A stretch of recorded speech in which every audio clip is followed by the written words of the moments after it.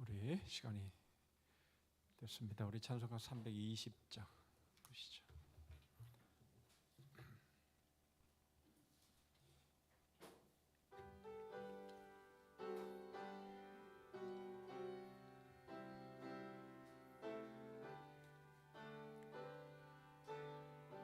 (320장)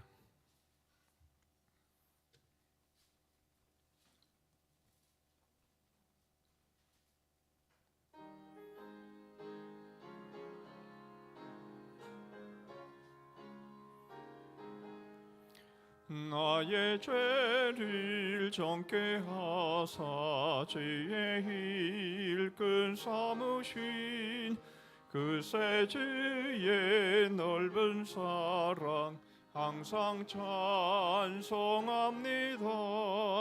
나를 일끈 삼으신 주 크신 능력 주시오. 언제든지 주 뜻대로 사용하여 주소서. 내게 부어주시려고 은혜 예비하신 즉 주의 은혜 채워주사 능력 있게 하소서. 나를 일끈 삼으신 주 크신 능력 주시고 언제든지 주 뜻대로 사용하여 주소서. 죄의 짐을 풀어주신 주의 능력 그도다.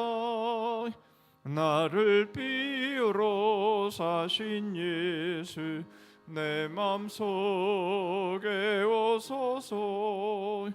나를 일끈 삼으신 주 크신 능력 주시고 언제든지 주 뜻대로 사용하여 주소서. 주여 내게 성령으로 충만하게 채우사 생명수가 강물처럼 흐르게 하옵소서. 나를 일끈 삼으신 주 크신 능력 주시고 언제든지 주 뜻대로 사용하여 주소서. 아멘. 406장 안정도 찬송하시죠. 406장입니다.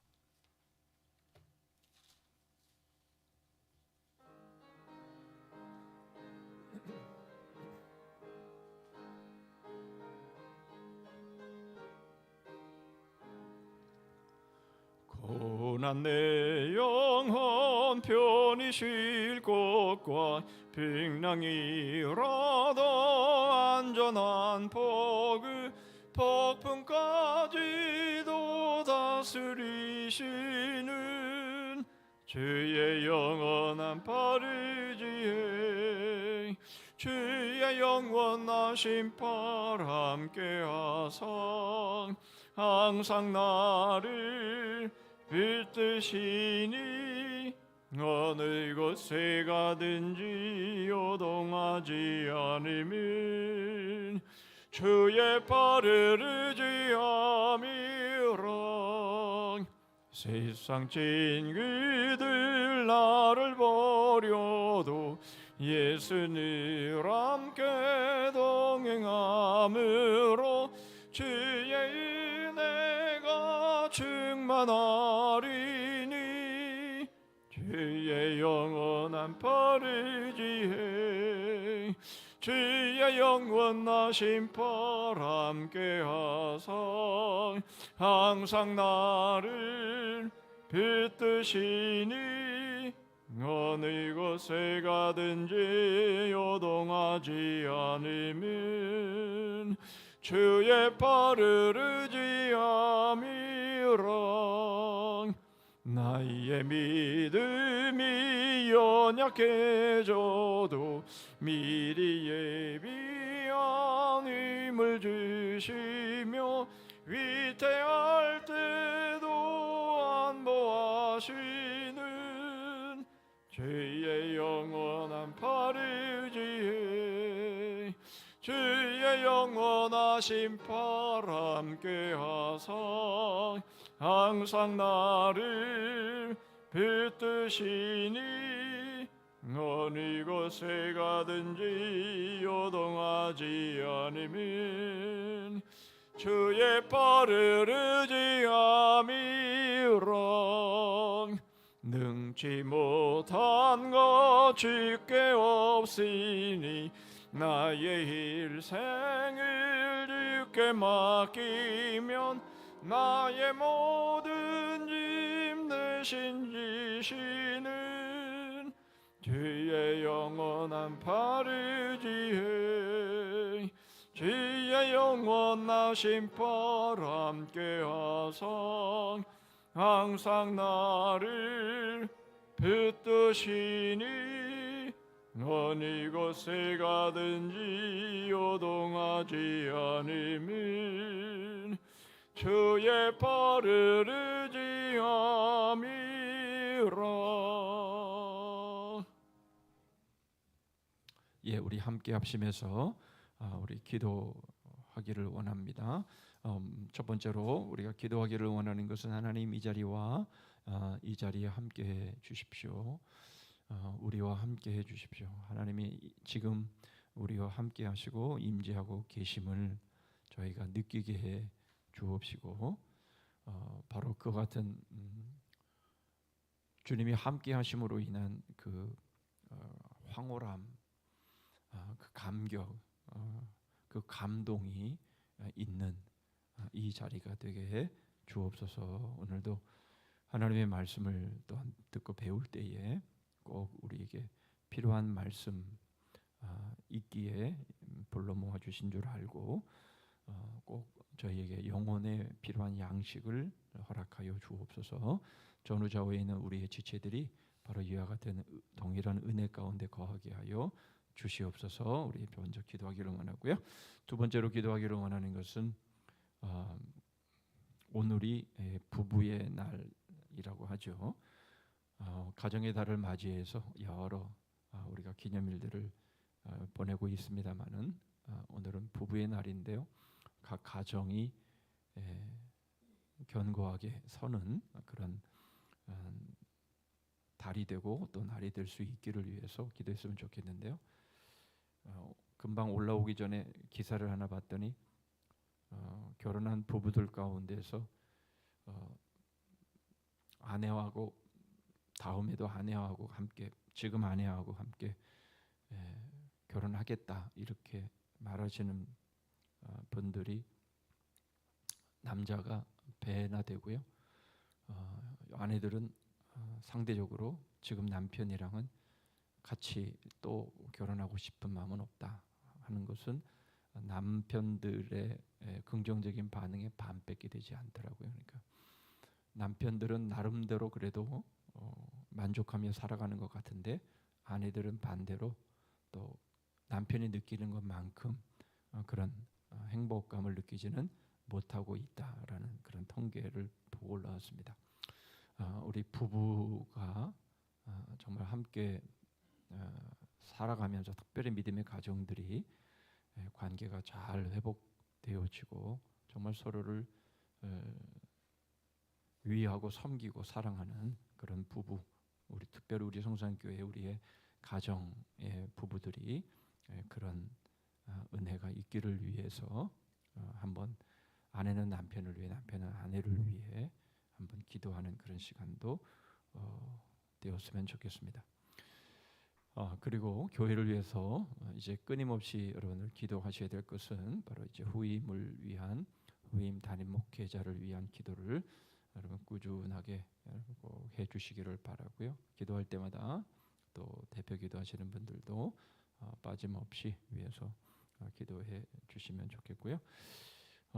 이제 6월 8일까지 이제 원서가 마감이 되고요. 정빙원 이제 원서가 마감이 되고 이제 6월 8일, 6월 이제 9일부터 이제 정빙 본격적인 절차에 들어가게 되는데 그런 모든 과정들 가운데 말씀드린 것처럼 100통이 들어오고 200통이 들어오는 게 중요한 게 아니라 한 명의 예비된 저희 교회 꼭 필요하고 맞는 그런 목회자를 보내주십시오. 그렇게 기도해 주시기를 바랍니다.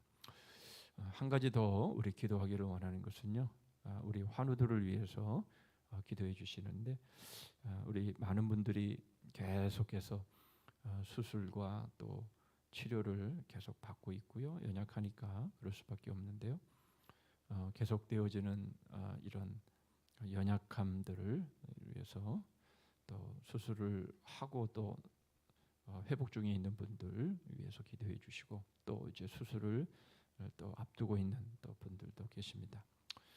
이 자리에 와 지금 앉아 계십니다만은 우리 김광인 권사님 이제 다음 주 월요일 날 이제 또 피부를 이식해서 이제 수술하는 큰 수술이 또 남아 있습니다. 그래서 우리 김광인 권사님 참 이번에도 많이 힘들었는데 또 이식해서 수술하는 과정에 하나님의 특별한 은혜와 또 위로가 있으셔서 참 큰 수술이지만 그러나 잘 이겨낼 수 있도록 지금까지 이겨내신 것처럼 잘 이겨내실 수 있도록 하나님 붙잡아 주십시오. 그렇게 여러분 한번 기도해 주시기를 바랍니다. 기도한 이후에 권사님, 오복순 권사님 기도해 주시겠습니다. 기도하겠습니다. 하나님 감사합니다. 하나님 저희들 오늘 이 자리에 불러 모아 주시고 하나님이 함께하여 주시고 오른팔로 붙잡아 주셔서 감사합니다. 아버지 하나님 이 자리가 저희끼리 모이는 자리 하나님 아니라 우리 하나님 함께하시는 임재하시는 자리임을 믿습니다. 주님 주께서 저희와 함께하심을 하나님 저희들이 정말 영혼이 느끼고 하나님의 그 영광을 저희들이 보며 체험하며 하나님 주의 영광에 사로잡힐 수 있는 이 시간이 되기를 원합니다. 아버지 하나님 이 시간에도 저희에게 필요한 하나님 영의 양식을 공급하여 주시고 저희가 말씀 붙잡고 하나님 또한 승리하는 삶 살아갈 수 있도록 함께하여 주시옵소서. 아버지 하나님 감사합니다. 주님께서 이제 마무리 단계로 하나님 이제 여기까지 오게 하셔서 감사합니다. 하나님 귀한 하나님의 귀한 이 양식의 말씀을 주님 저희들이 더 잘 소화하고 이것이 저희의 뼈와 피와 살이 되어지는 하나님 그래서 저희의 영혼이 저희의 믿음이 더 견고하게 설 수 있게 하여 주시옵소서. 전후좌우에는 우리의 지체들이 이와 같은 은혜 가운데 거할 수 있게 하여 주시옵소서. 하나님 아버지 이제 주께서 부부의 날을 하나님 저희들 또 생각하게 됩니다. 하나님 우리 성산에 속해 있는 모든 부부들이 정말 하나님 서로를 사랑하고 서로를 위하고 서로를 하나님 정말 잘 섬겨갈 수 있는 하나님 그런 부부들 그런 가정들이 될 수 있도록 함께하여 주시옵소서. 아버지 하나님 우리 의임을 위해서 기도하오니 하나님께서 예비하신 사람 보내주시고 아버지 하나님 참으로 저희 교회에 꼭 필요한 하나님의 사람 보내주셔서 주님 주의 목양을 잘 감당할 수 있도록 도와주시고 몸된 교회를 통해 하나님이 이루시고자 하시는 귀한 뜻들이 잘 성취되어 갈 수 있도록 하나님 함께하여 주시옵소서. 아버지 하나님 우리 환우들을 위해서 기도하오니 하나님 주께서 함께하여 주시고 도와주셔서 하나님 회복되어 줄 수 있게 하여 주시고 아버지 하나님 수술 앞둔 주님 우리 권사님 함께하셔서 주님 모든 고통과 어려움과 아픔들 주님 잘 이겨낼 수 있도록 도와주시고 우리 주님의 제가 붙잡고 하나님까지 하나님 승리할 수 있도록 주님 도와주시고 이 모든 하나님 은혜가 넘쳐는 하나님 힘들고 어려운 과정이지만 하나님 참 이겨내고 승리할 수 있도록 함께하여 주시옵소서.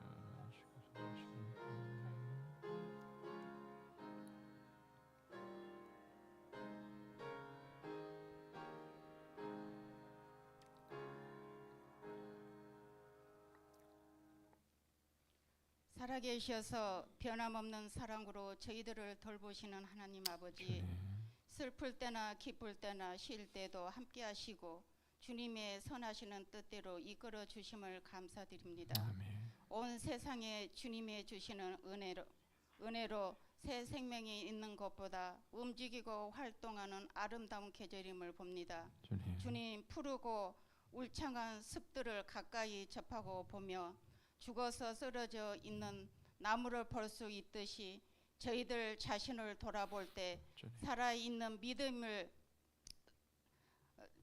주여 아버지, 살아있는 믿음의 모습을 보는 것이 아니라 죽은 믿음 그대로를 였음을 고백하지 않을 수가 없습니다. 주님, 저희들을 긍휼히 여겨 주시고 용서하여 주시기를 원합니다. 성령으로 강하게 붙들어 주셔서 행함이 넘치는 믿음이 되게 하시고 주님의 향기를 나타낼 수 있는 믿음이 되도록 이끌어 주시옵소서.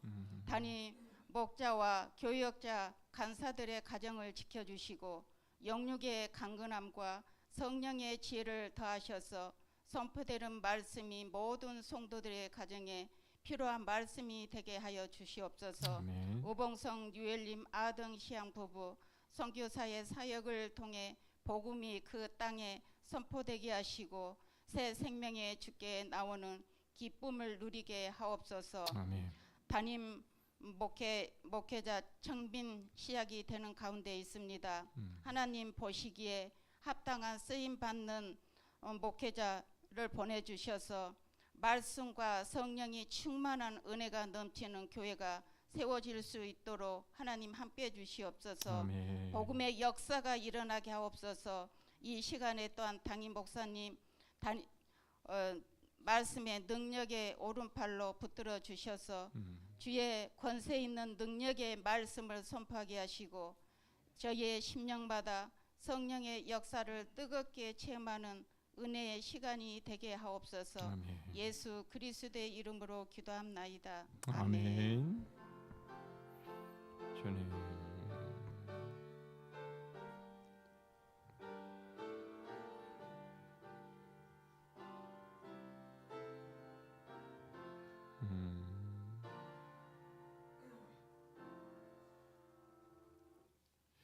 예, 하나님 말씀은 고린도전서 11장입니다.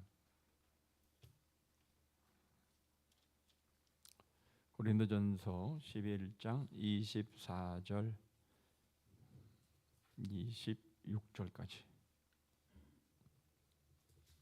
고린도전서 11장 24절부터 26절 말씀까지 제가 읽습니다. 축사하시고 떼어 이르시되 이것은 너희를 위하는 내 몸이니 이것을 행하여 나를 기념하라 하시고 19회 또한 그와 같이 잔을 가지시고 이르시되 이 잔은 내 피로 세운 새 언약이니 이것을 행하여 마실 때마다 나를 기념하라 하셨으니 너희가 이 떡을 먹으며 이 잔을 마실 때마다 주의 죽으심을 그가 오실 때까지 전하는 것이니라.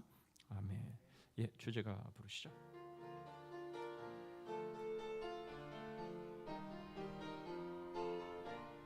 거울의 역사, 거울의 역사, 뿌리 깊은 나물, 마음에 심긴 씨앗, 벌레 먹은 씨앗, 아모책 해솔책 어머니와 아들, 태양과 반딧불 남편과 내 엄지 손가락, 맹인 코끼리 만지기 바람나나네 삼원의 신비 철조망의 기적 부전자전 보이지 않는 손 그림 퍼즐 토기장이 바이러스 쇠고랑 4절 가정학교 KS 마크 보물 담긴 질그릇 우리 안의 양들 쿠데타 가짜 족보 암세포의 성장 고속열차 철로 머리 깎인 삼손 거미줄왕그 로마의 자물쇠 장수 외초리다발 수도원과 수녀 임금님의 도장 온인 예시 대출의 신비 가족 밥상 식중독 가장행렬 투표함. 예, 우리 서로 인사하시죠? 안녕하십니까? 잘 오셨습니다. 네. 자, 오늘은 가장행렬이라는 제목인데요. 이제 다음 주 투표함까지 공부하면 이제 기독교 강요가 이제 다 맞춰지게 되겠습니다. 자, 가장행렬 오늘은 어떤 주제일까요?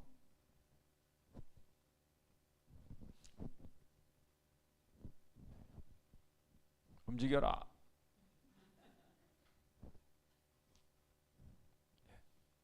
또 안 해주시겠죠?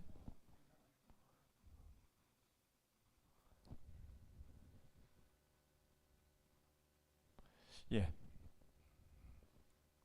네, 되네요. 자, 오늘의 주제는요, 거짓 성례들입니다. 자, 우리가 사고는 기독교 강요 4권은 교회론에 대한 그런 내용이고 거기에 직분과 여러 가지 그 성례에 대한 그런 내용들을 우리가 쭉 살펴봤었는데요. 그것은 이제 주로 그 당시에 교회의 그 성경적인 교회의 모습과 그렇지 않은 모습들에 대한 것들을 중심으로 해서 교회는 성경이 말하는 교회는 어떤 교회인가에 대한 것들을 우리가 쭉 봤었는데요. 이제 마지막 부분에 와서는 이제 캐토릭 천주교의 칠성례에 대한 내용들을 이제 다루고 있습니다. 우리가 성찬과 성례에 대한 내용도 참 오랜 시간 많이 다뤘는데요. 이 칠성례에 대한 부분들을 우리가 다루면서 정말 주님께서 우리에게 말씀하시는 그 세례와 성찬의 그런 아주 중요한 의미를 우리는 알 수가 있는데요. 여러분, 우리가 이단 그러면 왜 하나님은 이단을 두실까?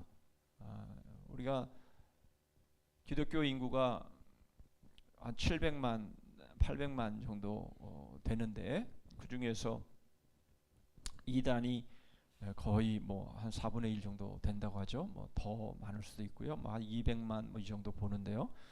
여러분, 이단들이 이렇게 많게 하신 이유가 뭘까? 이단들은 왜 이렇게 많이 일어날까? 라는 생각을 우리가 하지 않을 수 없어요. 그것은 제가 뭐 누가 그렇게 말을 해서 제가 한 게 아니라 제가 경험상 느끼기에 여러분, 진품이 있으면 뭐가 있어요? 예, 짝퉁이 있죠. 여러분들이 흔히 잘 말하는 짝퉁. 예, 진품이 있으니까 짝퉁이 있는 거죠. 심지어 뭐 좋은 명품만 그런 게 아니라 정말 뭐 중국은 뭐 계란도 만들어낸다 그러잖아요. 예, 그러니까 뭐 왜 그런지 모르겠지만은 어쨌든 진품이 있으면 항상 가짜, 가품, 그죠? 짝퉁이 있는데요. 여러분, 이 짝퉁을 보게 되면요, 이것이 이 진짜 명품인지 진품인지에 대한 가치를 더 분명히 알 수가 있죠.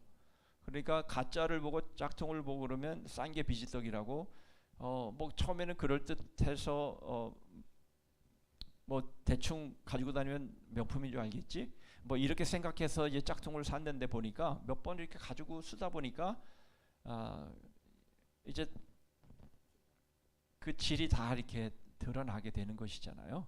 그러면 이제 싼 게 비지떡이구나, 이런 생각을 이제 하게 되면 진품의 그 진가가 더 이렇게 세워지게 되는 것이잖아요. 그러니까 마찬가지로 이단도 역시 마찬가지로 이단들을 보면 항상 진품이 있으면 짝퉁이 있게 마련인데 이런 짝퉁을 보면서 우리는 진품의 가치를 우리는 더 깊이 있게 느낄 수가 있는 것이에요. 이것도 역시 마찬가지거든요. 그러니까 다른 캐톨릭의 칠성례에 대한 것들을 이제 우리가 배우면서 그렇구나.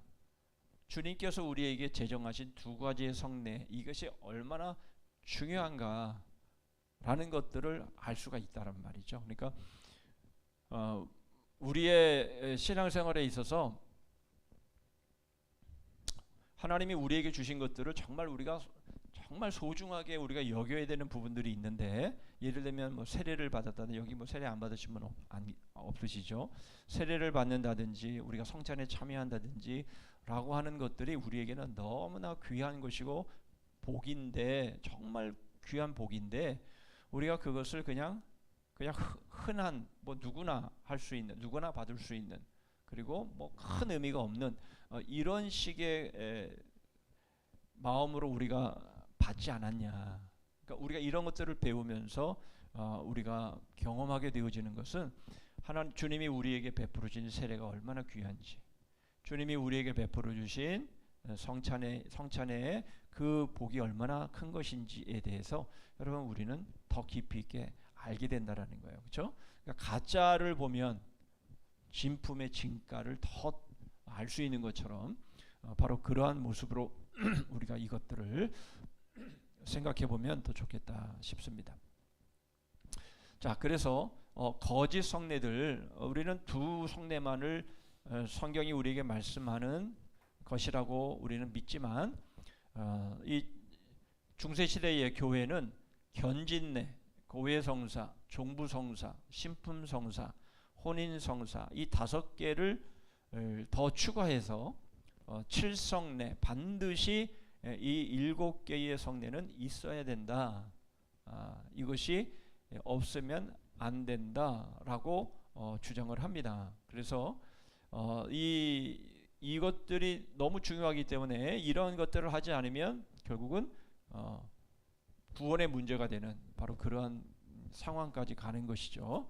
그런데 이 로마 교회의 이 5 성례는 말씀과 비슷한 가면을 쓴 가짜 성례의 행렬들이다라는 거예요. 물론 여러분 이 5개의 이 다 한번 살펴보겠습니다만은 이 5개의 이 일들이 필요한 것이 아니다라는 말을 하는 게 아니에요.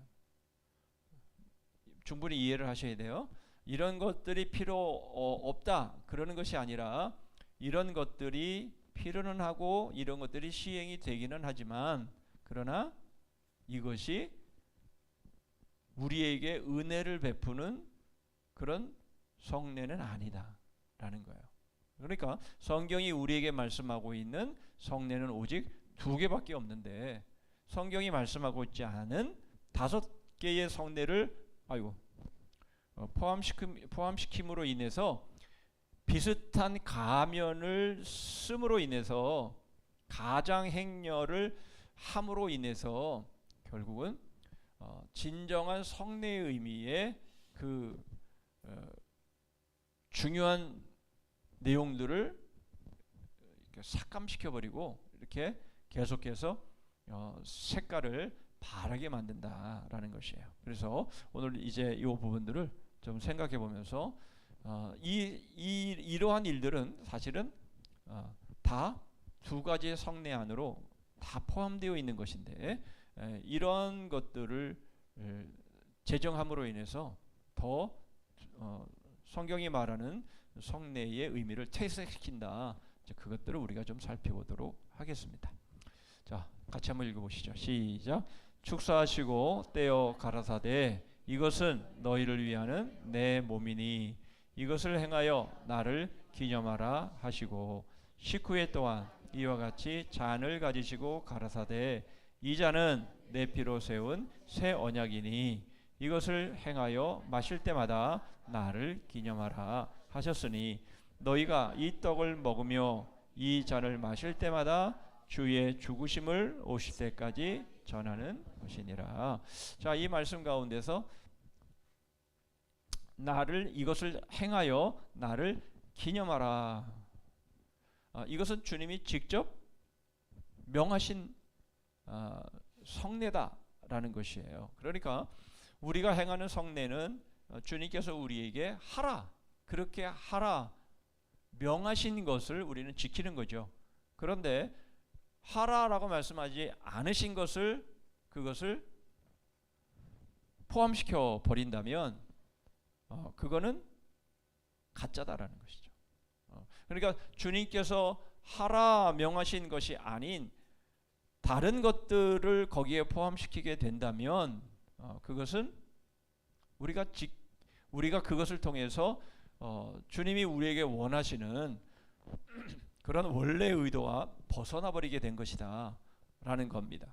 예, 그래서 이것은 언제까지 해야 되는 거예요? 주님이 오실 때까지 해야 되는 거예요. 주님이 오실 때까지 주님의 잔을 주님의 살을 우리가 먹고 마시면서 성찬을 하고 또 주님의 이름으로 또 세례를 받는 이러한 일들은 바로 세례를 베풀고라는 마태복음 28장의 말씀들 또 고린도서 11장의 말씀들 이러한 말씀들을 통해서 우리에게 명하신 것들은 우리가 성례로 우리가 당연히 해야 될 일들이지만 명하시지 않은 것들 말씀을 통해서 우리에게 가르치시지 않은 것들 그런 것들은 성례에 포함시키면 안 된다 말씀을 하는 것이죠. 자, 그렇다면 자, 성경이 제정한 교회의 성례는 오직 세례와 성찬이 둘 밖에는 없는데요. 근데 왜 로마 교회는 5개의 성례를 왜 더했냐? 언제 더했냐? 1439년 플로렌스 공의회에서 이 7성례가 선언이 되면서부터 이 로마 교회에서는 7성례를 생명같이 지키죠. 그래서 성례가 아닌데 5개를 더 만들어서 성례의 가면을 만들어 씌워서 성례 행렬에 동참시킨 것입니다. 이것은 잘못된 것인데 그들의 선언서에는 이렇게 되어 있습니다. 자, 새 법에는 7성례가 있다. 즉 세례, 견진, 성만찬, 거회성사, 종부성사, 신품성사, 혼배성사 등이다. 이 가운데 처음에 5가지는 개인의 내적이고 영적인 완전을 위해 정해진 것이며 그러니까 어디까지예요? 여기까지가 되겠죠. 나머지 뒤에 2개는 전 교회의 통치와 양적 증가를 위해 정해진 것이다. 그랬어요. 그래서 이 5개의 성례는 로마 교회가 말하기를 5개까지는 개인의 믿음을 위한 것이라면 이 신품성사나 혼배성사 이것은 교회의 통치와 양적 증가를 위해서는 반드시 해야 되는 그런 성례다 이렇게 말하고 있다라는 것이죠. 말씀드린 것처럼 이게 다 나쁜 거다라고만은 말할 수는 없어요. 그러나 이것을 마치 주님께서 명하셔서 행하라 하신 것 같이 그런 식으로 정해서 하는 것은 이것은 잘못된 것이다.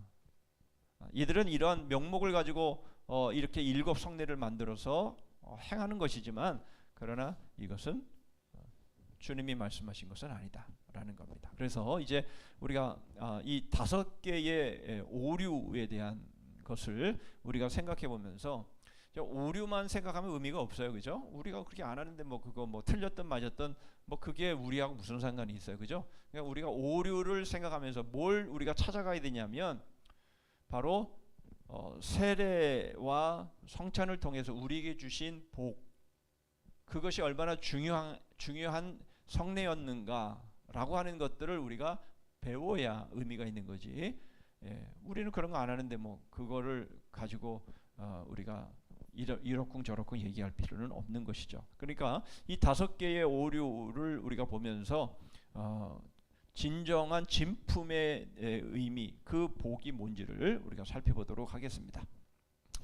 자, 로마 교회는요, 견진내가 은혜를 받는 수단이며 덕을 얻기 위한 것이며 영적 전투 준비를 시키는 것이기에 신자는 여기서 잘 보세요. 신자는 견진내가 뭔지를 말해줍니다. 물로 세례를 받은 후 다시 주교에게서 기름을 바르고 안수를 받아 성령을 받아야 완전한 그리스도인이 된다라고 주장을 한다라는 것이에요. 자, 무슨 말인가 하니까 우리가 다 세례를 받잖아요. 이 세례가 우리에게서는 중요하다라고 말씀을 드렸는데, 자, 우리가 세례를 받는데 세례를 받은 이후에 또 한 번의 성례를 받아야 된다라는 거예요. 그 이유는 무엇인가 하면 바로 성령을 받기 위해서다. 이렇게 말을 하는 겁니다. 그러니까 견진이라고 하는 것은 더욱 견고하게 하는 성례다, 그런 의미가 되겠어요. 그래서 말은 어렵지만 보통 세례를 받고 난 다음에 우리가 세례 정도 가지고는 우리가 우리의 신앙의 어떤 그 확고함이라든가 어떤 견고함이라든가 이런 것들을 놓치게 되니까, 그러니까 그것이 어느 정도 흐릿해질 정도 되어서 이제는 견진례를 함으로 인해서 거기에 뭐 기름을 바르고 거기에 안수하고 이러면서 성령이 임하시면 그 심령이 믿음이 견고해지는 바로 이러한 과정이 필요하지 않겠냐. 그렇게 해서 세례만 가지고는 안 되고 세례 이후에 바로 견진례라고 하는 믿음을 더욱 견고하게 하는 바로 그런 예식이 필요하다. 그렇게 해서 견진례라고 하는 것이 하나의 성례 안으로 포함되었다라는 것이에요. 여러분, 이것은 우리 개신교 안에서도요, 이름은 좀 다르지만 이 성령 세례에 대한 부분들은 의견이 아주 분분합니다. 그래서 세례를 우리는 보통 물 세례를 받아서 우리가 다 봤죠. 우리가 다 이미 살펴본 거예요. 세례를 받음을 통해서 이제 우리가 정식 교인의 멤버가 되고 이제 내가 구원받았음에 대한 증표로 삼지만은, 그런데 물 세례만 가지고는 그 신앙을 확증할 수가 없다라는 것이에요.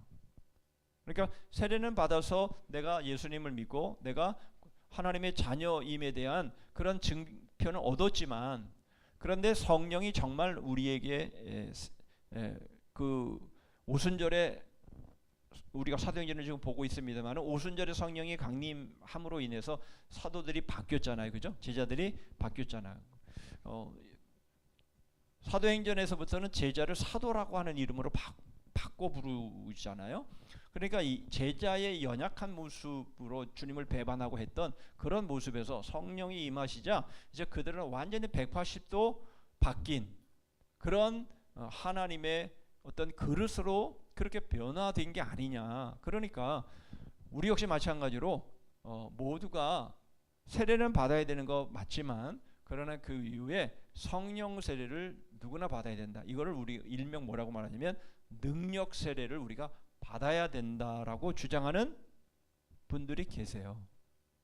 그것도 아주 유명한 신학자들 가운데서는 바로 그러한 그 주장을 합니다. 그래서 우리가 왜냐하면 이 목회자들 가운데서도 목회를 하다가 어느 순간에 성령이 임하심으로 인해서 아주 상당히 새로운 어떤 그 신비적인 체험을 하게 되고 거기서 아주 황홀함을 이제 누리면서 거기에 뭐 이제 입신이다 뭐 이런 얘기들이 이제 들어가게 되는데요.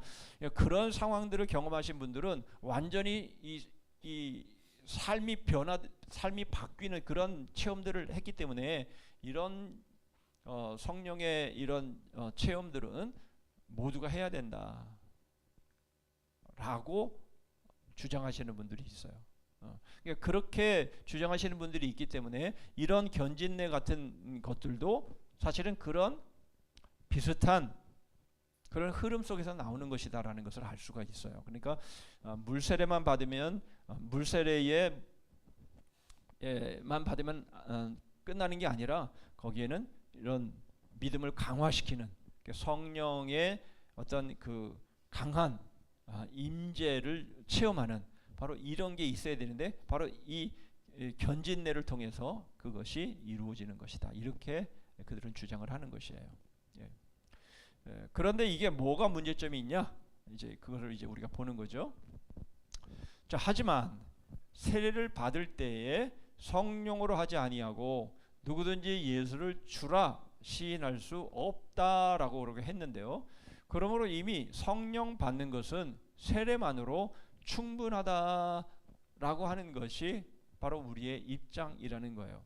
그래서 오히려 견진내는요, 성령의 어떤 그런 능력을 체험해야 된다라고 말하는 바로 이러한 일들은요, 세례의 약속들, 다시 말하면 임금님의 도장, 하나님께서 우리에게 주신 이러한 인침을 약화시키는 것이고, 이것을 그 효력을 빼앗아가는 것이다.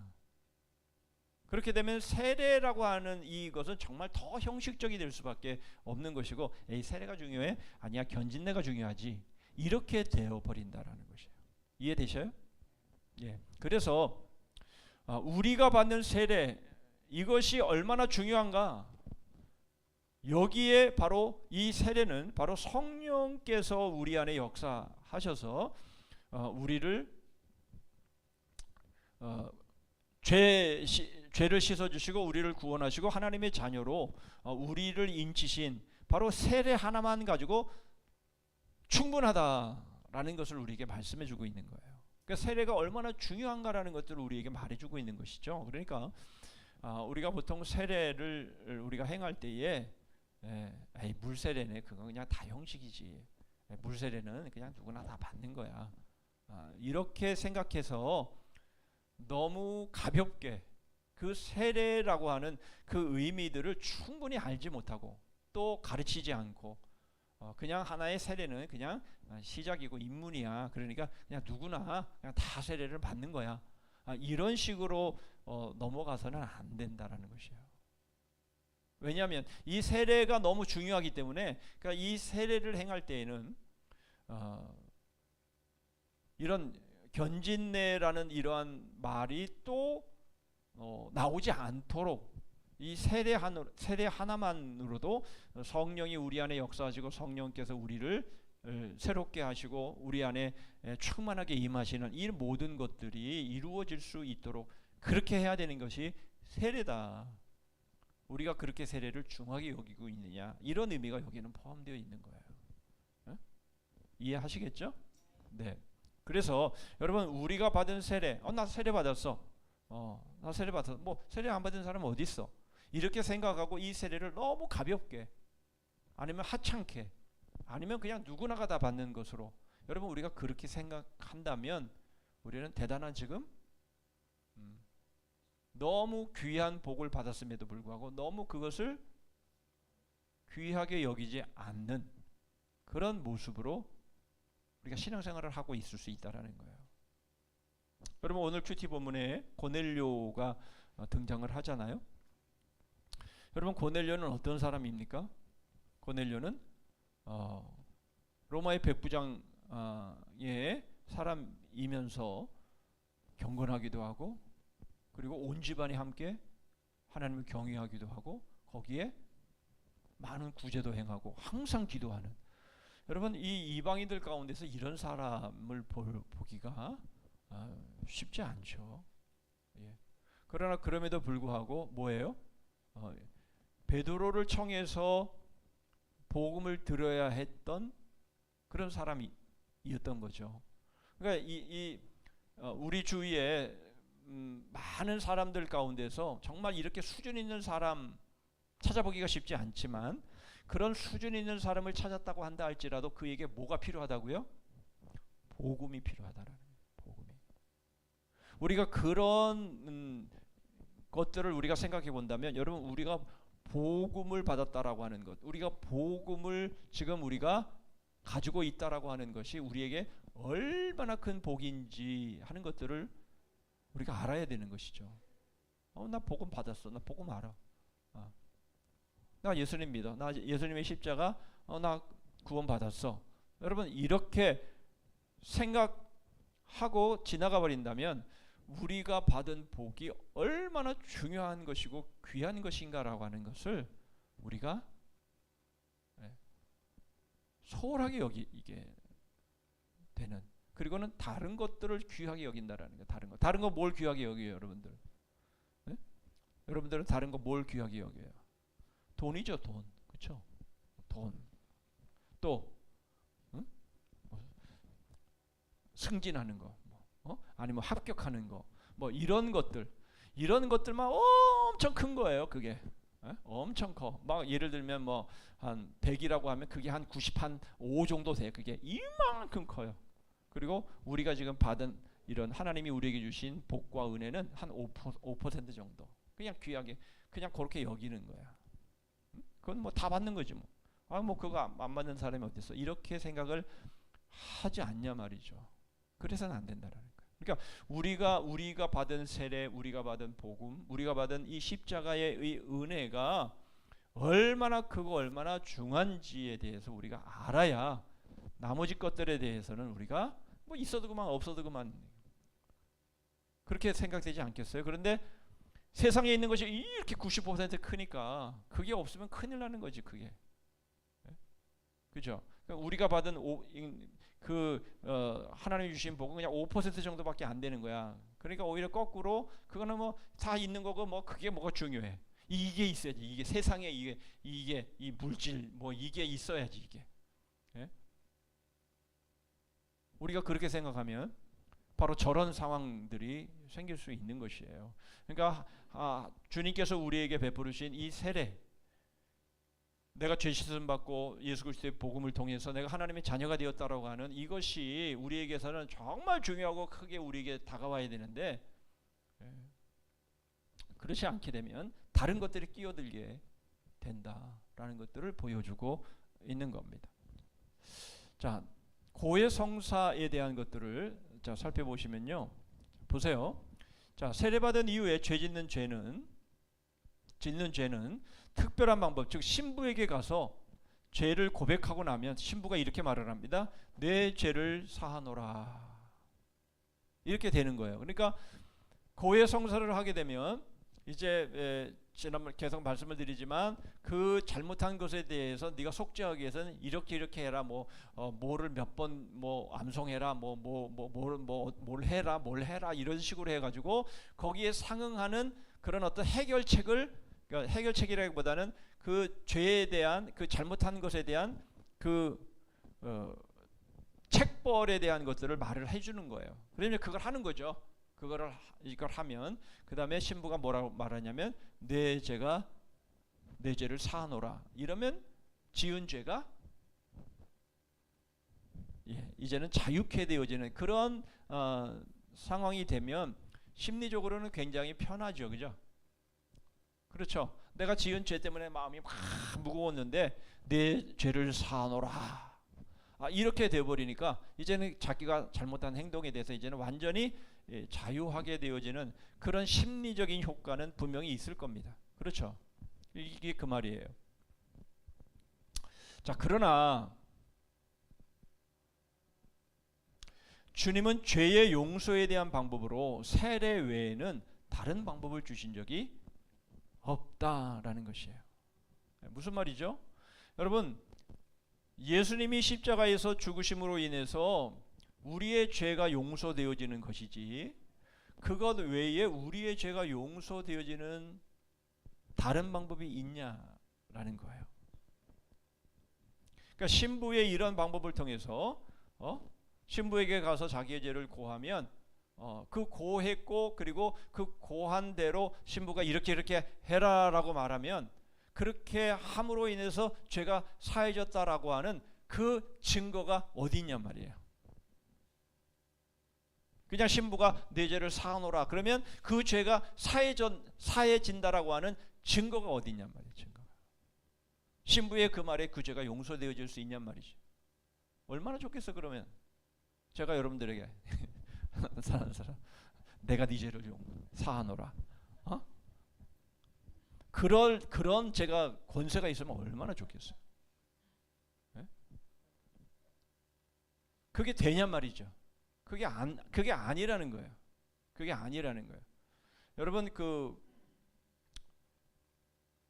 민사하고 형사하고는 다르잖아요, 그죠?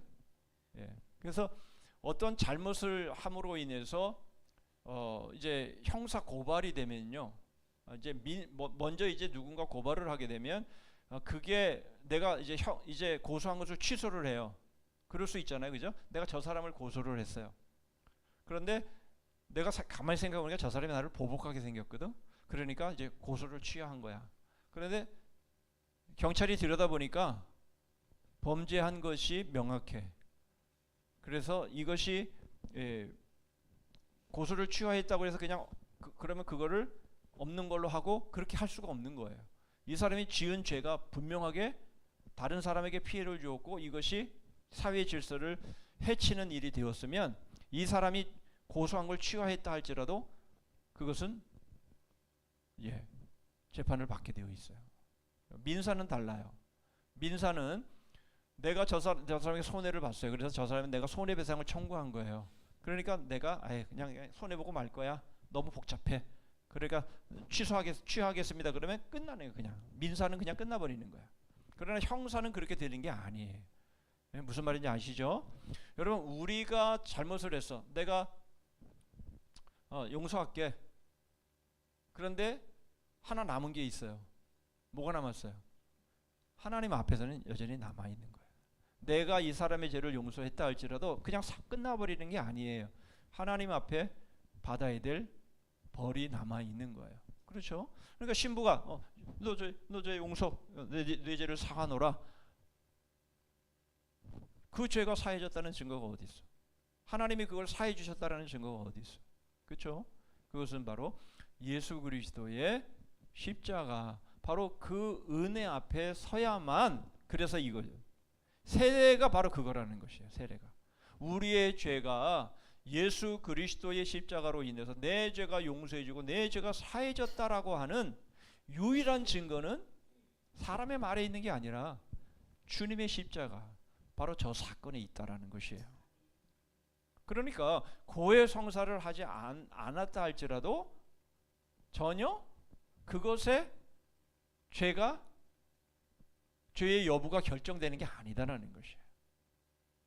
그런데 신부가 네 죄를 내가 사하노라 그러면 사해지는 이런 법은 없다라는 거예요. 이렇게 그런 말씀을 통해서 우리가 더 분명하게 알 수 있는 것은 세례가 얼마나 중요한 것인가라는 것들을 우리에게 말씀해 주시는 것이죠. 그러니까 여러분, 우리가 정말 우리가 세례를 받을 때에 정말 성령의 세례를 통해 아까 말씀드렸죠. 우리가 받은 물 세례는 거기에 의미에는 바로 성령께서 그 마음을 거듭나게 하시고 그를 하나님의 자녀 되게 하시고 이렇게 성령께서 역사하셔서 우리를 하나님의 자녀 삼으셨다라는 것이 다 포함되어진 것이에요. 그렇기 때문에 그 의미는 뭐냐?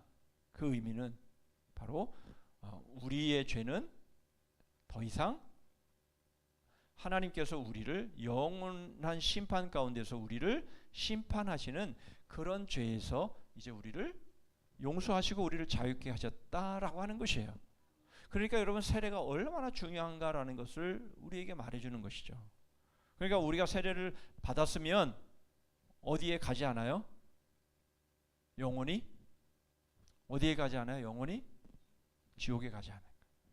그러니까 우리가 세례를 받았으면 우리의 죄가 예수 그리스도의 십자가를 통해서 우리의 죄가 완전히 해결이 되었기 때문에 우리가 세례를 받았으면 이제 우리는 다시 내 죄로 인해서 하나님의 심판, 영원한 심판을 만나지 않을 수 있게 된 거죠. 그러니까 세례가 얼마나 중요하다라는 것을 우리에게 말해주는 거잖아요, 그죠? 그러니까 이 세례가 경홀히 여겨지게 되면 뭐가 또 생기는 거야? 이와 같은 고해 성사라고 하는 이러한 것들이 생겨지게 되는 것이에요.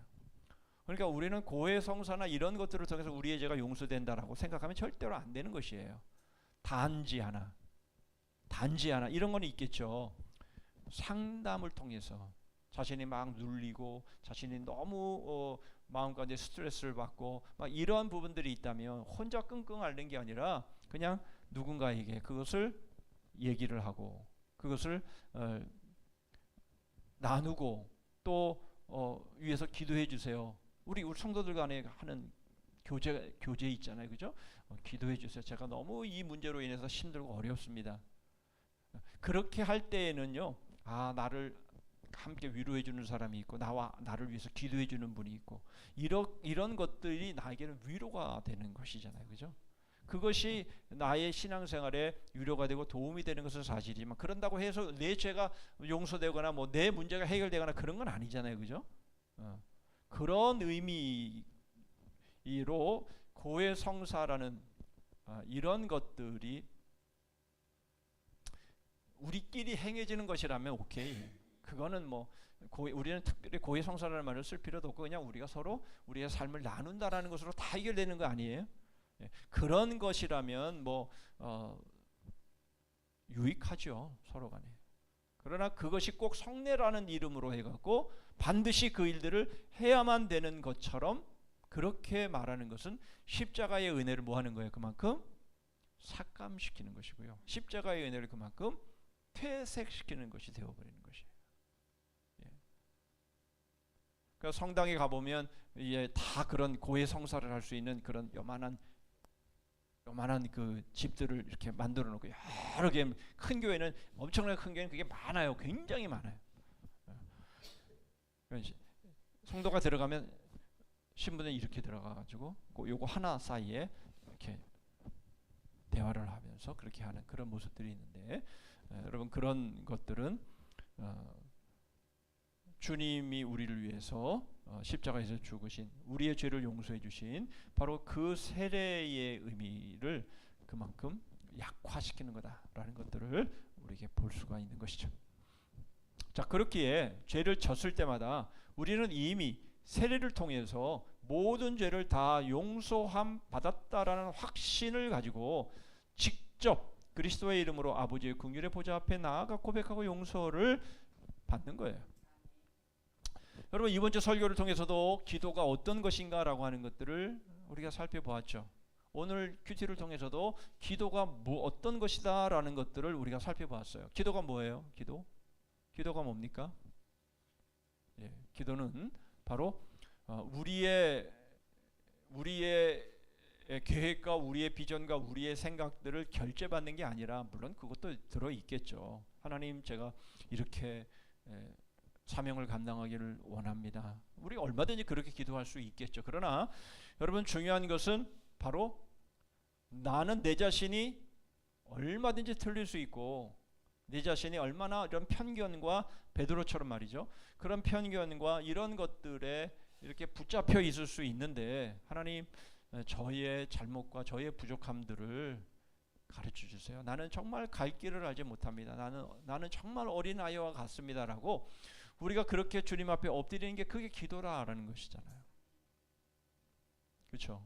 그러니까 기도는 바로 애통하면서 회개한 마음, 바로 그렇게 엎드림으로 인해서 성령께서 우리를 위로해 주시고 우리를 충만하게 하시는 바로 그런 것이 기도가 돼야 되는데, 그죠?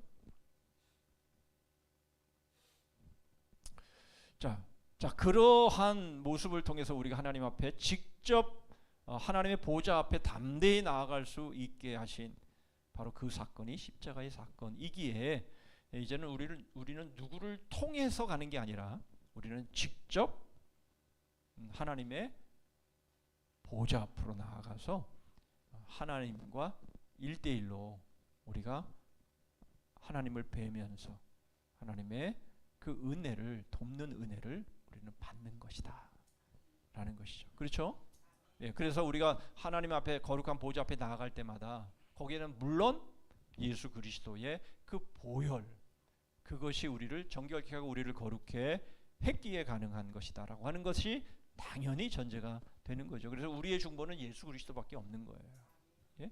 다른 그 어떤 누구도 우리의 중보가 될 수 없다라고 하는 것을 말씀해 주는 것입니다. 그러므로 여러분 우리는 하나님 앞에 직접 나가면 되는 거예요. 자, 그 다음에 종부성사라는 것이 있는데요. 이 종부성사는 뭐냐면 이제 죽기 전에 이제 하는 것일 뿐만 아니라 이제 그 병이 걸렸을 때에 하는 그런 것인데요. 자, 이게 야고보 5장 14절로 17절의 말씀에 보면 병에 걸렸냐? 그러면 장로들을 정해서 기름을 바르고 그 병을 위해 낫기를 위해 기도하라라고 하는 그 말씀을 우리가 하나의 근거를 가지고 하는 거 아니냐 이렇게 보고 있는 거예요. 자, 그런데 중요한 건 뭐냐면 이 기름이라고 하는 의미입니다. 기름을 바르고 이 기름이라는 것은 뭘 의미하느냐라는 것을 칼빈은 너무 중요한 말씀을 우리에게 해주시고 있어요. 자, 기름은 뭐냐? 이것은 바로 무지한 자들을 위한 것인데요. 이것은 병을 고치는 힘이 사도들 자신에게서 나오는 것이 아니라 성령에게서 나온다라는 것을 보여주고 가르치기 위해서 그렇게 하라는 것이다. 여러분 사실 그렇잖아요. 우리가 누군가를 위해서 딱 기도했는데요, 병이 났어요.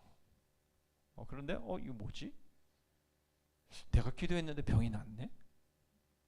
그런데 또 어떤 환자를 만나서 내가 또 그를 위해서 기도했는데 또 병이 났어. 와, 나에게 뭔가가 있나 봐. 여러분 이렇게 되면 어떻게 되는지 아셔요? 그러면 이단되는 거예요. 예, 그러면 이단되는 거예요.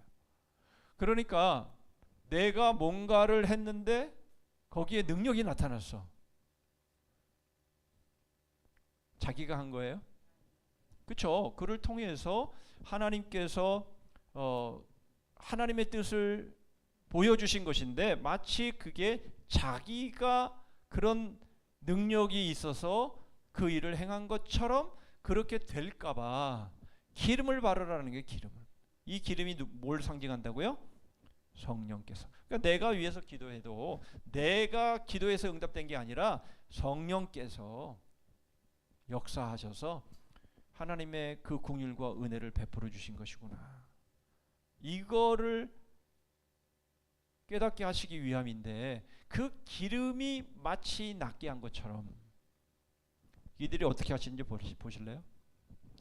주교가 종부 성사에 쓸 기름을 구별하기 위해 9번 무릎을 꿇고 그 기름 앞에 인사하는 것은 어처구니 없는 행동에 불과하다. 그러니까 그 기름 앞에 기름이여 능력을 발휘해서 이 기름이 병자에게 발라지거나 죽을 병에 걸린 사람들에게 발라지게 되면 효력을 발휘해서 낫게 해달라. 그렇게 9번 인사를 한다니까요. 모르겠어요. 그들이 어떻게 이 일들을 하는지는 저는 모르지만 칼빈이 말하니까 이렇게 말하니까 그 당시엔 그렇게 했나 봐요. 그러니까 그 기름 앞에 9번 인사하고 그 기름을 가지고 가서 환자에게 바르는 이러한 어처구니 없는 일들이 일어나는 게 바로 이 종부성사를 하는 모습이다라는 거예요. 물론 우리는 이제 보겠지만 병자를 위해서 우리도 안수도 하고 우리가 위해서 기도도 하고 그렇게 하지만 그러나 정작 중요한 것은 뭐냐? 정작 중요한 것은 뭐냐? 그것은 바로 하나님이 우리를 긍휼히 여겨주시고 우리에게 그러한 은혜가 있어야 하기 때문에 우리의 기도에 하나님이 응답하셔서 이루어 주시는 일이지. 어떤 사람이 은사가 있어서 어떤 사람이 능력이 있어서 그냥 그 사람이 그냥 그런 일들을 하는 거냐, 그런 건 아니라는 거죠. 보셔요. 자, 이 기름이 결국은요 예수 그리스도를 대신하게 된다라는 거예요. 그럼 그 기름이 없으면 그러면 당장 죽어가는 사람을 위해 기도하는 것은 아무런 무의미한 행동이 되냐 말이지. 예? 그렇지 않단 말이에요. 기름이 없어도 문제가 안 되는 거예요. 근데 기름이 예수 그리스도의 자리를 대신해서 그렇게 하게 해서는 안 된다라는 거예요. 그래서 여러분 이 부분에 대한 여러 가지 신학적인 논란이 있는데 그러나 우리가 눈여겨봐야 될 부분이 칼빈이 말하는 이 부분은 굉장히 중요한 부분입니다. 신약의 사도들에게 임했던 신유의 은사, 이것은요 사도들에게 주셨던 복음의 권능과 진실성을 증거하기 위한 능력이었다라는 거예요. 무슨 말이냐면 복음이 더 강력하게 전파되게 하기 위한 은사였다라는 거예요. 그런데 그거는 일시적인 것이었다라는 거예요. 복음을 증거하는 그런 상황 속에서 복음이 강력하게 전파되게 하기 위한 일시적인 은사였다라는 거예요. 그래서 복음이 완전히 기록되어 완성이 된 이후에는 복음만이 영원한 놀람이 되어야 한다. 그렇게 말하는 거예요. 이게 무슨 말인가 하니까 여기서 이제 병고침의 은사가 있다라고 한다면 병고침의 은사에 결국 사람들이 다 몰입하게 되는 것이에요. 사실 그렇잖아요. 우리가 병에 걸리거나 다 경험해 보셔서 아시지만 여러분 그런 것에 우리가 그냥 뭐 심지어는 뭐 코로나나 뭐 이런 바이러스에 우리가 걸려서 고생을 하더라도 빨리 나았으면 좋겠다라는 소원이 있잖아요. 그런데 그것이 뭐 1년이 가고 막 2년이 가고 그러면 엄청난 고통이잖아요. 그죠? 그러니까 거기서 병 낫기를 원하는 것이 얼마나 간절한 소원이 되겠어요. 근데 그런 사람들이 한둘이에요. 그죠? 그냥 병원에 가보세요. 그냥 북적북적 하잖아요. 사람들이 환자들이 얼마나 많은지. 바로 그런데 여러분 거기에 그냥 손만 얹으면 그냥 나아요. 여러분 그렇게 되면 그럼 어떻게 되겠어요? 모든 사람들이 그 사람을 쫓아가지 않겠어요? 그렇게 되면 어떻게 되겠어요? 십자가의 복음은 별로 중요하지 않아. 지금 당장에 병 낫고 당장에 지금 막 이런 게 나타나는데 무슨 뭐 예수님이 십자가에 죽으시 그거는 나중 문제고 근데 당장 지금 병부터 지금 나 고침 받아야 되겠어라고 여기게 되면 결국 복음은 둘째가 되어 버리는 것이에요. 결국은. 그러니까 복음이 놀람이 되게 해야 되는데 이 복음을 드러내는 다른 수단이 오히려 복음보다 더 위에 서버리게 되면 복음은 그만큼 가치를 잃어버리게 되고 복음의 그 중요한 의미가 퇴색되어 버릴 수밖에 없다라는 거예요. 그래서 하는 말이 뭡니까? 일시적인 것이었기에 이제 그것은 끝났다라는 거예요. 신유의 은사는 다른 기적들과 함께 사라져야 했다. 다시 말해서 신약의 사도들이 행하던 신유의 은사는 이제 멈추어졌다 이렇게 말합니다. 여러분 이 의미는 분명하게 여러분들 아셔야 돼요. 구분을 좀 잘 하셔야 돼요. 신유의 은사가 그 사도 시대에 주어졌고 복음이 다 이제는 완성되었기 때문에 말씀이 완성되었기 때문에 더 이상 그런 은사는 나타나지 않는다라고 말하는 것은 그 다음 보면 이런 하나님의 응답이 없다라는 말은 아니라는 거예요. 우리가 그걸 착각하면 안 돼요. 그 두 개를 혼동하면 안 됩니다. 그러면 실제로 기도해서 병 낫는 일이 많이 있는데 신유의 은사가 사라졌다는 게 무슨 말이냐? 바로 사도들에게 주어졌던 신유의 은사가 바로 복음의 능력과 진실성을 증거하기 위해 임시적으로 주셨던 것인데 바로 이러한 일들은 오늘날에 우리가 함께 기도하면서 그런 능력이 나타나는 이러한 일들은 이것은 은사가 아니라 바로 기도의 응답이다라는 것이에요. 그러니까 우리가 서로를 위해서 기도하고 서로 병 낫기 위해서 기도하는 일들은 얼마든지 가능한 일이고 그러한 기도의 응답을 통해서 병이 낫는 것인데 응답이 있는 것인데 어떤 사람에게 독점되어져서 그 사람에게 신유의 은사가 있어서 그 사람이 병을 고친다라고 그렇게 여겨서는 안 된다 그런 말이에요. 그런 의미로 우리가 이 말씀을 받으면 되는 거예요. 그래서 중요한 게 뭐예요? 여기서 중요한 것은 뭐냐면 복음의 자리를 차지하는 어떤 것도 있어서는 안 된다는 거예요. 그러니까 우리는 현혹되기 쉽잖아요. 암은 병도 아니다. 이렇게 써붙여가지고 막 기도원에서 그냥 막 환자들을 그냥 다 몰려온 그 많은 사람들을 자신의 능력으로 고치는 것처럼 여러분 이런 식으로 해버리면 복음은 물 건너 가버리고요. 그냥 그 거기에는 병 고치는 은사를 받았다라고 하는 그 사람만 그 자리를 차지하게 되는 이런 잘못된 우가 얼마나 많은지 몰라요. 거기서 나오는 부작용들이 얼마나 많은지 몰라요. 그런 게 아니다라고 하는 것들을 우리가 제대로 알아야만 거기에 현혹되지 않을 수가 있는 것이에요. 그러니까 여러분 정말 하나님이 고쳐주실 것이라면 그 사람 앞에 가서 안 가도 우리 성도들이 위해서 기도하고 위해서 간절하게 사모해서 기도하면 하나님이 병 낫게 하시는 거지. 그 사람한테 가서 안수를 받아야 병이 낫는 게 아니다라는 것이에요.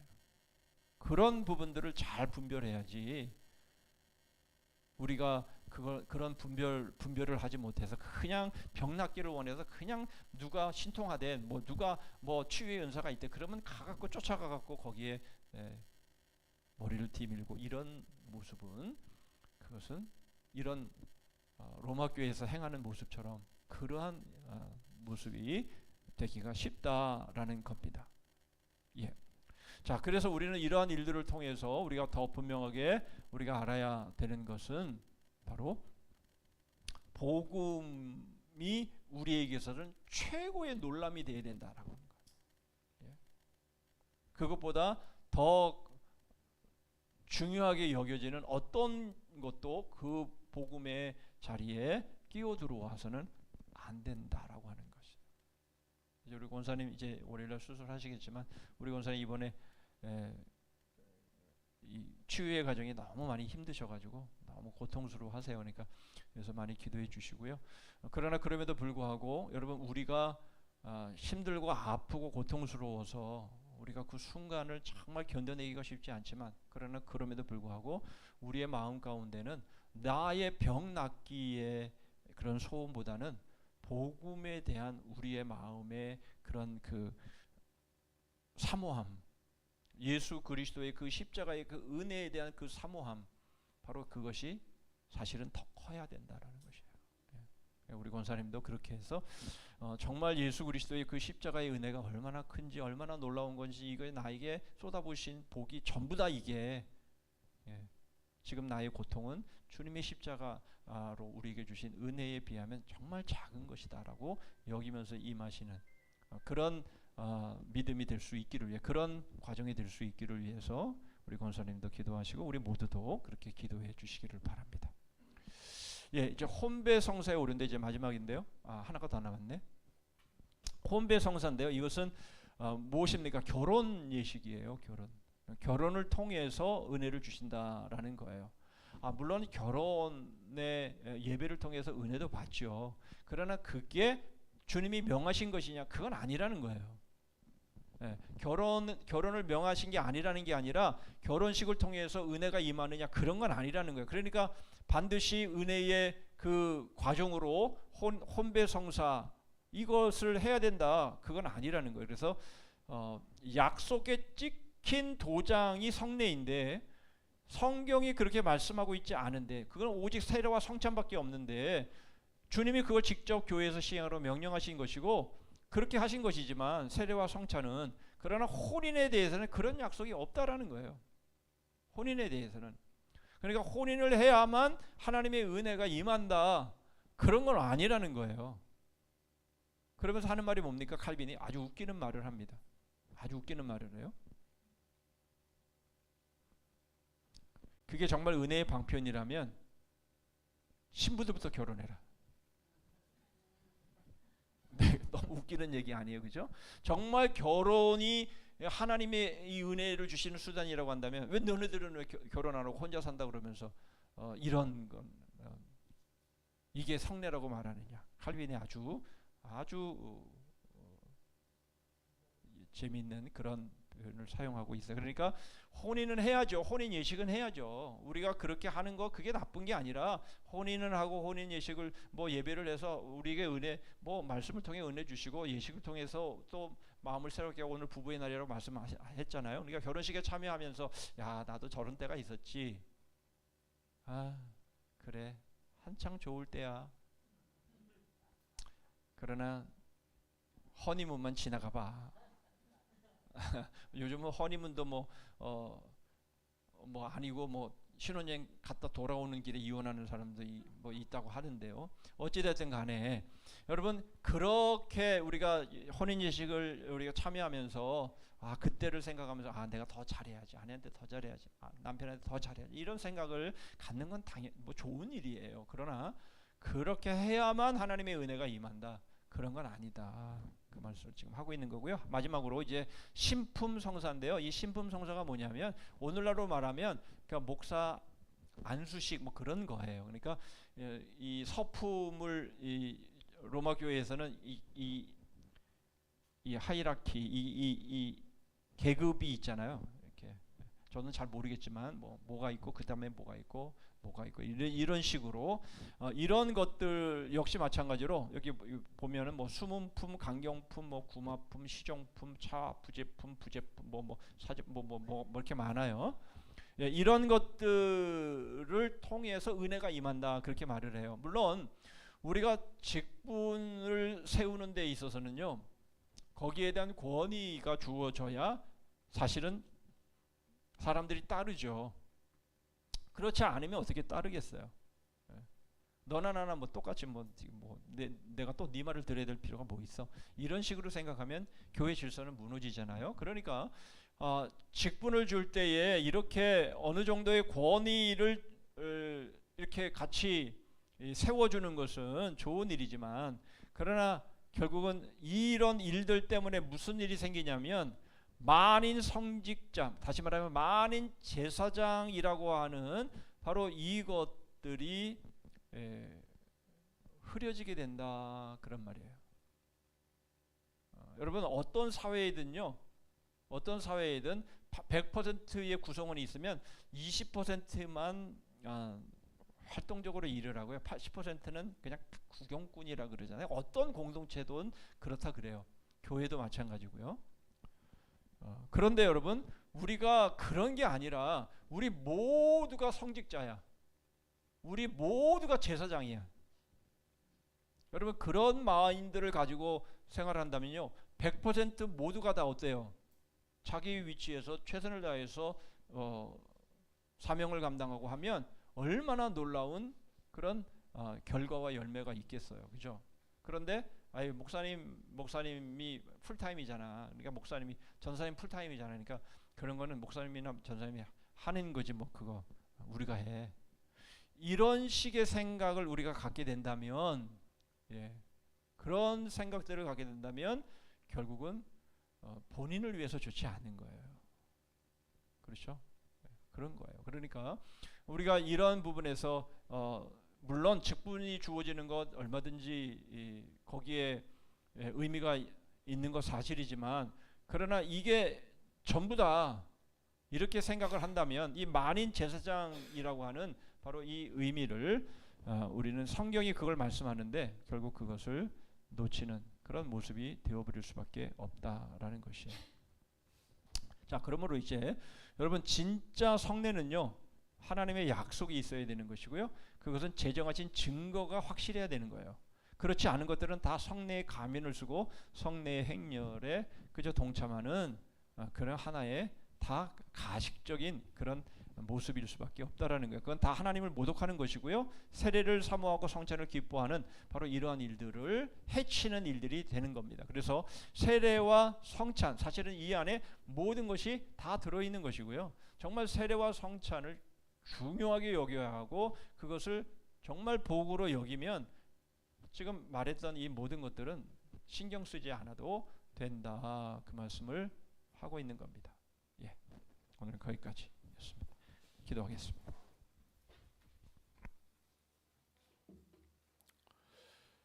자, 시간에도 우리 들은 말씀을 통해서 정말 하나님께서 우리에게 주신 그 은혜와 복, 그것이 세례와 성찬을 통해서 우리에게 주어지는 것이고 다른 것들은 우리에게 주시지 않았다라고 하는 것은 바로 세례와 성찬이 우리에게 얼마나 중요한 은혜를 부어주시는, 그리고 거기에 우리의 모든 신앙의 의미가 담겨져 있다라고 하는 것들을 우리가 안다면 우리가 유혹되지 않을 수가 있는 것이죠. 우리 주님께서 십자가로 이루신 바로 그 구원, 그 죄사함, 이것이 우리에게 세례와 성찬을 통해서 유지되고 우리에게 베풀어 주시는 그런 은혜임을 우리가 분명히 알고, 세례가 한 번 받은 것으로 끝난 것이 아니라 성찬을 그냥 한번 1년에 몇 차례 하는 것으로 그렇게 끝내는 것이 아니라 우리가 지금까지 배웠던 것처럼 매일 매 순간 우리가 그것들을 기억하고 감사하고 그 은혜 가운데 거하는 그런 믿음의 삶을 우리가 살아갈 때에 우리 하나님이 주시는 우리의 은혜는 매일매일 은혜 위에 은혜가 되는 것임을 믿고, 우리는 주님께서 우리에게 베풀어 주신 이 구원의 은혜, 우리에게 세례를 베풀어 주시고 세례를 받게 하시고 우리에게 주님의 살과 주님의 피를 우리에게 허락하신 바로 이것을 늘 감사하며 찬송하는 그런 삶 될 수 있기를 위해서 기도하시고요. 하나 더 기도하기를 원하는 것은 바로 우리가 모두 만인 제사장이라는 것이에요. 이것을 기억하시면서 주님이 나에게 맡겨주신 귀한 사명 끝까지 잘 감당하는 그런 믿음의 삶을 살 수 있기를 위해서, 또 남은 3일을 향해서 믿음으로 잘 달려갈 수 있기를 위해서 기도해 주시고요. 우리의 삶이 복음의 향기가 될 수 있기를 위해서 기도해 주시고, 우리 사랑의 전도대를 위해서도 여러분 기도해 주시기를 바랍니다. 우리 한 목소리로 기도하고 제가 마무리 기도하도록 하겠습니다. 기도합니다. 하나님 감사합니다. 하나님, 저희에게 주신 하나님의 놀라운 은혜의 수단, 세례와 성찬의 의미들을 더 깊이 하나님 새겨볼 수 있는 시간을 주셨습니다. 하나님 아버지, 저에게 베풀어 주신 하나님의 그 복음의 그 깊이가 얼마나 크고 놀라운 것인가를 하나님 저희들이 다시 한번 깨닫습니다. 하나님, 저희들의 죄가 이제 다 용서되어져서 이제 예수 그리스도의 이름으로 세례를 받을 때에 이제 하나님 저희들이 영원한 주님의 나라에 하나님 들어가게 됨을, 하나님의 보좌 앞에 담대히 나아가는 그러한 복과 은혜를 받은 그러한 은혜임을 저희들이 알고, 하나님 아버지 이 은혜를 감사하면서 주님 이 세상의 것에 하나님 저희들의 마음을 빼앗겨 버리지 않게 하여 주시고, 아버지 하나님 저희들에게 연약함이 저희들에게 주어졌을 때에도 하나님 그 연약함을 이기고 복음으로 승리할 수 있는 하나님 그러한 저희들의 믿음이 될 수 있도록 은혜를 베풀어 주시옵소서. 하나님 아버지, 주께서 저희의 심령을 붙잡아 주셔서 주님 저희를 유혹하는 그런 많은 일들의 마음을 빼앗기지 않게 하여 주시고, 오직 복음만이 저희들의 놀람이 되게 해 주시고 복음만이 저희의 전부가 될 수 있는 하나님 그러한 믿음들이 되게 하여 주시며, 저희가 하나님 그렇게 만인 제사장으로 저희들을 부르신 이것을 생각하면서 늘 깨어있는 믿음의 삶 살아가는 저희들 되게 하여 주시옵소서. 주께서 저희들의 심령을 붙잡아 주시고 함께 하심으로 주님이 저희와 함께 하심이 복임을 느끼며 깨달으며 오늘도 남은 3일도 승리하게 하여 주시옵소서.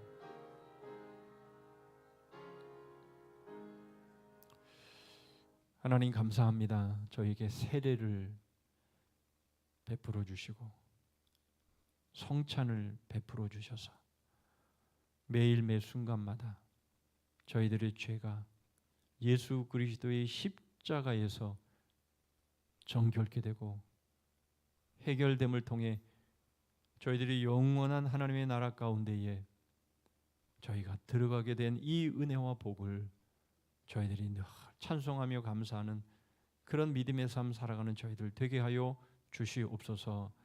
세상의 것이 더 크게 보이고 세상의 것이 없음으로 인해서 저희들의 받은 주님의 이러한 세례와 이 성찬의 이 은혜와 복이 작고 사소하고 하찮은 것으로 여겨지지 않게 하여 주시고, 주님 저희들이 모든 것을 다 잃는다 할지라도 그러나 저희들에게 베풀어 주신 주님의 이 구원의 은혜, 주님이 살찌져 주시고 피 흘려 주시기까지 하시며 저희에게 베풀어 주신 이 놀라운 이 복을 가장 귀히 여길 줄 아는 저희들의 믿음들이 되게 하여 주시옵소서. 그래서 하나님 앞에 담대히 믿음으로 나아갈 수 있게 하여 주시고, 하늘과 땅의 모든 권세를 위임받으신 바로 예수 그리스도의 그 이름으로 모든 시험에서 모든 문제에서 승리할 수 있는 믿음의 사람들 되게 하여 주시옵소서. 저에게 주신 귀한 사명들, 귀한 직분들 주님 이것을 정말 귀히 여김으로 주님의 뜻을 온전히 순종함으로 겸손함으로 받들게 하여 주옵시고, 그래서 영원한 하나님의 영광이 되고 기쁨이 되는 우리 모든 지체들 될 수 있도록 함께하여 주시옵소서. 저희들의 삶이 향기가 되게 해 주옵시고, 저희들이 어디서나 무엇을 하든 복음의 향기로 많은 이들에게 생명을 전하는 삶들 되게 하여 주시옵소서. 예수 그리스도의 이름으로 기도하옵나이다. 아멘. 368장 찬송합니다.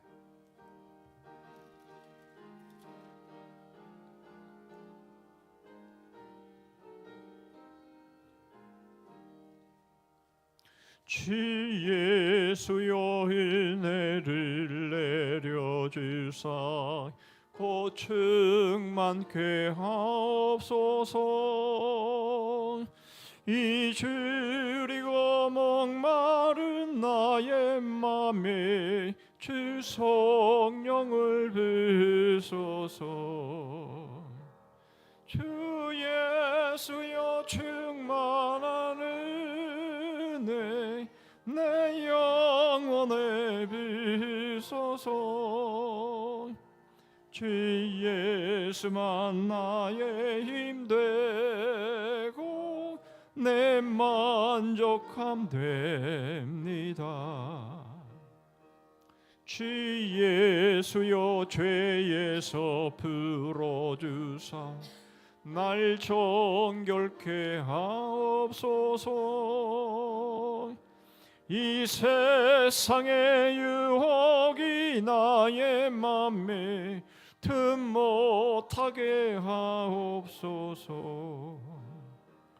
주 예수여 충만한 은혜 내 영혼에 부소서. 주 예수만 나의 힘 되고 내 만족함 됩니다. 아멘. 옛 야곱이 천사와 씨름하던 그 믿음을 주옵소서. 이 세상의 물결이 흉흉해도 날 평안케 하옵소서.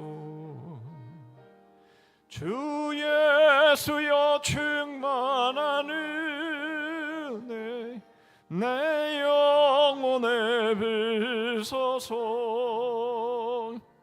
주 예수만 나의 힘 되고 내 만족함 됩니다. 주 예수여 완전한 주의 사랑 아멘 나 받기를 원합니다. 그 사랑이 내 맘에 충만하여 날 기쁘게 하옵소서. 주 예수여 충만한 은혜 내 영혼에 부소서. 주 예수만 나의 힘 되고 내 만족함 됩니다. 내 마음에 임하신 주의 성령 늘 계실 줄 믿습니다. 그는 은사를 나에게 부어주사 주 섬기게 하옵소서. 주 예수여 충만한 은혜 내 영혼에 부소서. 주 예수만 나의 힘 되고 내 만족함 됩니다. 이 찬송이 오늘 말씀이랑 너무 딱 맞네요. 그죠? 주님의 완전하신 사랑이 우리에게 임하면 무엇이 우리에게 부러울 게 있겠어요. 그죠? 몇 가지 교회 소식 나누겠습니다. 담임 목회자 청빙 절차가 진행되고 있습니다. 여러분 꼭 위해서 기도해 주시기를 바랍니다. 이번 금요일전 기도회는 제2여전대회가 주관합니다. 교회 설립 63주년 기념주일 때에 우리 사도행전을 가지고 성경 퀴즈 대회 합니다. 여러분 사도행전 이번에 마스터할 수 있는 그런 좋은 기회로 삼으실 수 있기를 바랍니다. 리딩 지저스는 오늘까지 시편 18편 되겠습니다. 금방 읽죠. 5편 정도 되면 뭐 5분이면 금방 읽습니다. 그러니까 읽으시고 이전에 혹 못 읽은 부분들이 있으면 잘 따라 회복하실 수 있는 그런 기회가 또 되시기를 바랍니다. 우리 요즘 사랑의 전도대가 좀 수가 많이 좀 줄었어요. 좀 관심 가지시고 함께 하실 수 있으면 좋겠습니다. 우리 주님 가르친 기도로 수요 기도를 마치겠습니다. 하늘에 계신 우리 아버지여, 이름이 거룩히 여김을 받으시오며 나라의 임하옵시며 뜻이 하늘에서 이룬 것 같이 땅에서도 이루어지이다. 오늘날 우리에게 일용할 양식을 주옵시고 우리가 우리에게 죄 지은 자를 사하여 준 것 같이 우리 죄를 사하여 주옵시고 우리를 시험에 들게 하지 마옵시고 다만 악에서 구하옵소서. 대개 나라와 권세와 영광이 아버지께 영원히 있사옵나이다. 아멘.